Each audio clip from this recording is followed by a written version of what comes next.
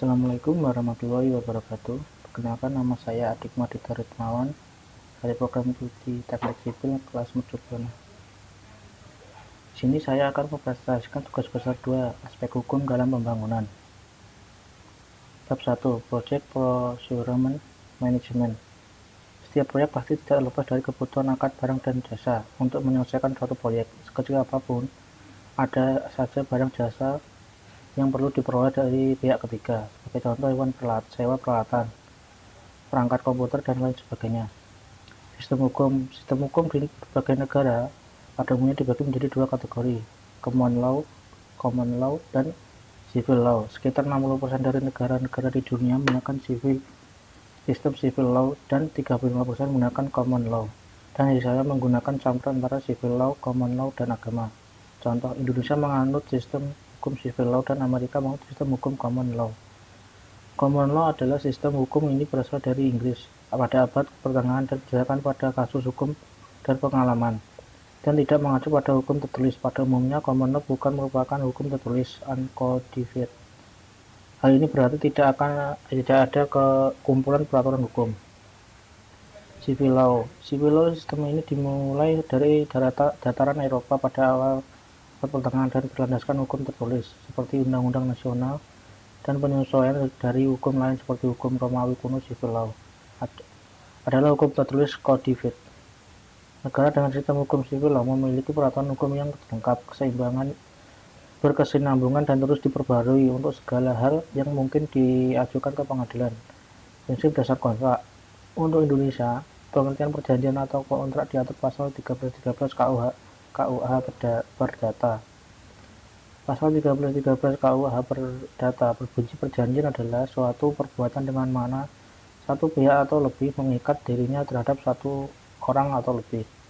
Berdasarkan cara pembayaran menurut Perpres nomor 54 tahun 2010, Lamson kontrak merupakan kontrak pengadaan barang atau jasa atas penyelesaian seluruh pekerjaan dalam batas waktu tertentu sebagaimana ditetapkan dalam kontrak.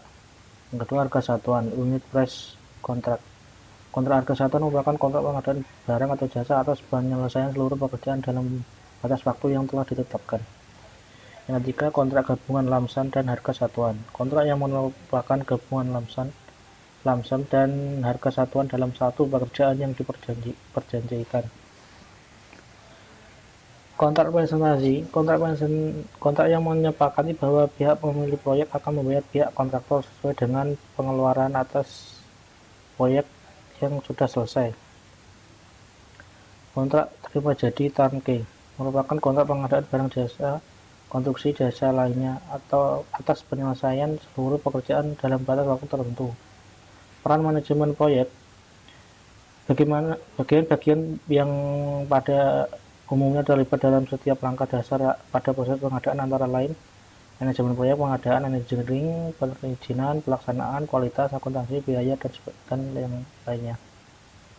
Bab 2, aspek hukum dalam peraturan perundang-undangan terkait dengan pengadaan barang dan jasa konstruksi. Dalam suatu proyek kerja konstruksi yang baik, selalu ada kontrak kerja konstruksi seperti diatur dalam perundangan Indonesia, yaitu dalam Undang-Undang Jasa Konstruksi nomor 2 tahun 2017 paragraf 3 kontrak jasa konstruksi pasal 46 dan pasal 47. Hukum di Indonesia menurut Undang-Undang Republik Indonesia nomor 12 tahun 2011 tentang pembentukan peraturan perundang-undangan memiliki hierarki seperti berikut. Pasal 7. 1. Jenis dan hierarki peraturan perundang-undangan terdiri atas: A. Undang-Undang Dasar Negara Republik Indonesia tahun 1945. B. Ketetapan Majelis Permusyawaratan Rakyat. C. Undang-undang atau peraturan pemerintah pengganti undang-undang. D. Peraturan pemerintah, peraturan presiden, peraturan daerah provinsi, dan G. Peraturan daerah kabupaten. Kekuatan hukum peraturan perundang-undangan sesuai dengan hierarki sebagaimana dimaksud pada ayat 1. Jadi setiap proyek konstruksi yang dalam kontraknya menyatakan tunduk pada hukum negara maka harus tunduk pada hukum sesuai dengan yang tercantum Undang-Undang Republik Indonesia nomor 12 tahun 2011 tersebut. Bab 3. Pengguna jasa adalah pihak yang memilih dan menetapkan penyedia jasa dan pengikatan hubungan kerja jasa konstruksi. Pemilihan penyedia jasa yang menggunakan sumber pembiayaan dari keuangan negara dilakukan dengan cara yang pertama tender atau seleksi, yang kedua pengadaan secara elektronik, tiga penunjukan langsung, dan yang terakhir pengadaan langsung. Sesuai dengan ketentuan peraturan perundang-undangan, dalam pemilihan penyedia jasa, pengguna jasa bertanggung jawab sebagai berikut. Menyiapkan term of reference dapat dibantu konsultan. Penyiapan tender dokumen termasuk informasi to tender, pencatatan setiap kegiatan, pencatatan kondisi cuaca, pencatatan kejadian lain yang dapat mempengaruhi pelaksanaan pembangunan. Yang ketiga, pengaturan hubungan kerja antara pengguna jasa dan penyedia jasa harus dituangkan dalam kontrak kerja konstruksi. Dalam proses pengerjaan, penyedia jasa bertanggung jawab atas sebagai berikut: menyediakan lahan untuk tempat pelaksanaan pekerjaan, menyediakan fasilitas, sarana dan prasarana yang dibutuhkan oleh penyedia jasa untuk kelancaran pekerjaan. Yang ketiga, meminta laporan harian, laporan mingguan, laporan bulanan yang memuat volume pekerjaan, progres pekerjaan, biaya proyek termasuk amandemennya. Selanjutnya, membuat risalah rapat, minute of meeting, sejak awal negosiasi kontrak, rapat mingguan, rapat bulanan, rapat khusus, dan lain sebagainya. Yang terakhir, apabila terdapat hal yang tidak sesuai dengan kontrak, maka pengguna jasa dapat mengambil alih pekerjaan sesuai dengan kesepakatan dalam kontrak kerja konstruksi. Keempat, pemilihan penyedia jasa hanya dapat diikuti oleh penyedia jasa yang memenuhi persyaratan. Pemilihan penyedia jasa yang menggunakan sumber pembiayaan dari keuangan negara dilakukan dengan cara tender, pengadaan secara elektronik, penunjukan langsung, pengadaan langsung. Tender atau seleksi dapat dilakukan dengan melalui prakualifikasi, pasca kualifikasi, dan tender cepat. Pengadaan secara elektronik merupakan metode penyedia jasa yang sudah tercantum dalam katalog. Penunjukan langsung dapat dilakukan dalam hal penanganan darurat untuk keamanan dan keselamatan rakyat, pekerjaan yang kompleks yang hanya dapat dilaksanakan oleh penyedia jasa yang sangat terbatas atau hanya dapat dilakukan oleh pemegang hak. Yang ketiga, pekerjaan yang perlu dirahasiakan yang menyangkut keamanan dan keselamatan negara di pekerjaan yang skala kecil atau kondisi tertentu. Bab 5, FIDIC. FIDIC atau FIDC adalah Federasi International Engineers Council atau International Federation of Consulting Engineers, Federasi Konsultan Engineer Internasional. Anggotanya adalah Asosiasi Konsultan Engineer. Didirikan pada tahun 1913. FIDIC bertanggung jawab untuk mempromosikan dan menerapkan sasaran strategis industri rekayasa konsultasi dan untuk menyebarluaskan informasi dan sumber daya bagi anggotanya. Sekarang ini anggota FIDIC mencapai 104 negara di dunia. FIDIC dalam rangka mencapai tujuan menerbitkan untuk bentuk kontrak standar internasional untuk pekerjaan dan untuk klien, konsultan, subkonsultan, kerjasama, dan perwakilan, dan juga memuat materi terkait seperti formulir prakualifikasi standar. Tujuan FIDIC yaitu pertama, menjadi otoritas internasional yang diakui tentang isu-isu yang berkaitan dengan praktik terbaik rekayasa konsultan. Yang kedua, secara aktif mempromosikan standar etika dan integritas yang tinggi di antara semua pemangku kepentingan yang terlibat dalam pembangunan infrastruktur di seluruh dunia. Yang ketiga, mempertahankan dan meningkatkan representasi FIDIC dari industri rekayasa konsultan di seluruh dunia. 4. Meningkatkan citra rekayasa konsultasi. Yang 5. Mempromosikan dan membantu pengembangan industri rekayasa konsultan yang layak di seluruh dunia. 6. Mempromosikan dan meningkatkan kontrak FIDIC agar menjadi yang terdepan. Yang ketujuh, meningkatkan dan mengembangkan kegiatan pelatihan dan penerbitan FIDIC. 8. Mempromosikan dan mendorong pengembangan profesional muda di industri teknik konsultan. Bab 6. Aspek-aspek yang terkandung dalam kontrak konstruksi. Undang-Undang Republik Indonesia Nomor 2 Tahun 2017 tentang Jasa Konstruksi. Bab 1. Ketentuan umum. Pasal 1. Kontrak kerja konstruksi adalah keseluruhan dokumen kontrak yang mengatur hubungan hukum antara pengguna jasa dan penyedia jasa dalam menyelenggarakan jasa konstruksi. Undang-Undang Republik Indonesia Nomor 2 Tahun 2017 tentang Jasa Konstruksi Paragraf 3. Kontrak konstruksi produksi pasal 46 mengatur hubungan kerja antar pengguna jasa dan penyedia jasa harus dituangkan dalam kontrak kerja konstruksi. Bentuk kontrak kerja konstruksi dapat mengikuti perkembangan kebutuhan dan dilaksanakan sesuai dengan ketentuan peraturan perundang-undangan. Contoh isi kontrak menurut Vidic Pink Book. Yang pertama, persyaratan kontrak untuk pelaksanaan konstruksi bagi bangunan dan pekerjaan engineer dengan desain oleh pengguna jasa. Yang kedua, multilateral development bank harmonis edisi Maret 2016. Bab 7 Undang-Undang Republik Indonesia Nomor 2 Tahun 2012 tentang konstruksi. Paragraf 3 Kontrak kerja konstruksi pasal 47. Kontrak kerja konstruksi paling sedikit harus mencakup uraian mengenai pilihan penyelesaian sengketa konstruksi. Kegagalan bangunan diatur sebagai berikut. UU JK Nomor 2 2017 Pasal 60.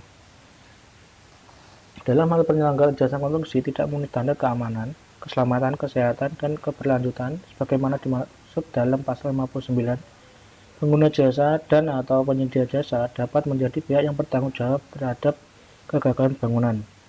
2. Kegagalan bangunan sebagaimana dimaksud pada ayat 1 ditetapkan oleh penilaian ahli. Yang ketiga, penilaian ahli sebagaimana dimaksud pada ayat 2 ditetapkan oleh menteri. Yang keempat, menteri harus menetapkan penilaian ahli dalam waktu paling lambat 30 hari kerja setelah itu sejak diterimanya laporan mengenai terjadinya kegagalan bangunan.